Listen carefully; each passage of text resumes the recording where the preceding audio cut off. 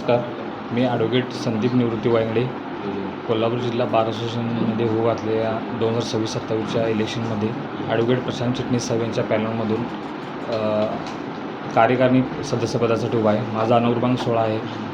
आमच्या प्रशांत चिटणीस साहेब पॅनलचं मुख्य उद्दिष्ट आहे की वकील संघटना मजबूत करणे, वकिलांचे प्रश्न सोडवणे व बार आणि बेंचमधला जो हे झालं त्यामध्ये सुधारणा करणे आवश्यक आहे. यासाठी आमचा प्रयत्न राहील. तरी पॅनल जर बघितलं तर पॅनलमध्ये प्रत्येक तालुक्याला प्रतिनिधित्व देण्याचा प्रयत्न ॲडव्होकेट प्रशांत चिटणीस साहेब यांनी केलेला आहे.